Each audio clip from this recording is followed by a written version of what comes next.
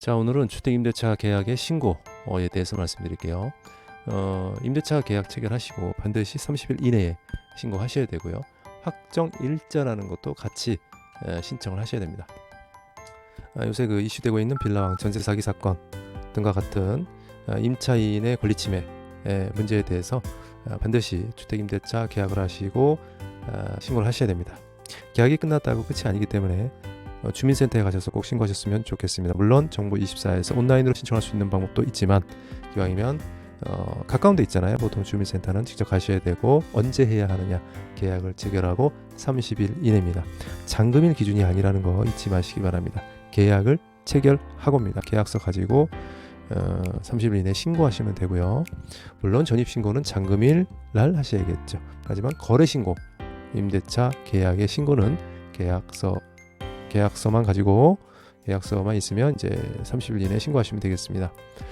그 다음 이제 확정일자라는 것이 있는데, 확정일자는 무엇이냐면 우리가 경매로 넘어갔을 때 우선순위가 있을 거 아니에요. 경매는 주로 은행의 대출이라든가 어떤 그 소송 사건의 패소해서 경매로 넘어가는 경우가 많겠죠. 그러면 이제 이 경매로 누군가 낙찰을 받았을 때 그 낙찰 금액으로 배분을 합니다.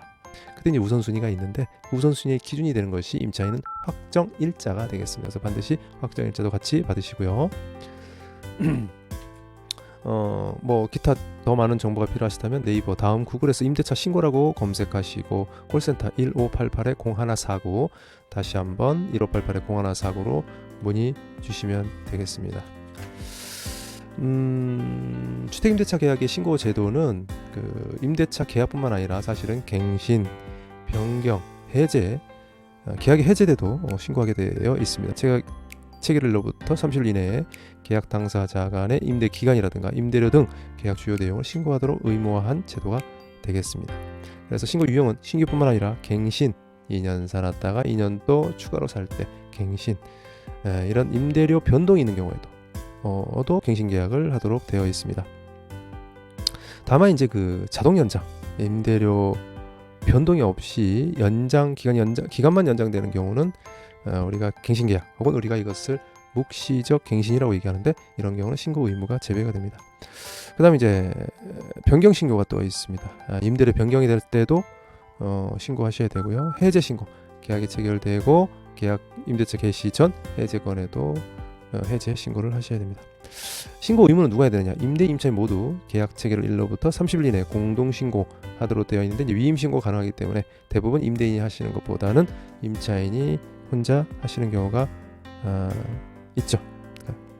그다음 신고주택은 주택으로 보고 있는 우리가 단독 다가구, 그 다음에 아파트 연립 다세대, 3번 주거용 오피스텔, 4번 기숙사 고시원, 5번 그 밖에 주거 목적으로 사용하는 건물. 주거 목적으로 사용한다면 건축물 대장상이 안 맞더라도 무조건 신고하도록 되어 있습니다. 신고 지역은 수도권, 광역시, 도, 세종특별자치시, 제주특별자치도 모두죠. 모든 지역이 신고 지역이고요. 신고 금액은 어떻게 되느냐? 보증금 6천만 원 또는 월차임 30만 원을 초과하는 임대차 계약입니다. 그래서 6천만 원이 안 되거나 월차임 30만 원을 초과하지 않는다면 신고 안 하셔도 되지만 기왕이면 신고하셔라. 과태료는 어떻게 되면 미신고 시 혹은 거짓 신고 시 100만 원 이하의 과태료 돼 있고요. 그러고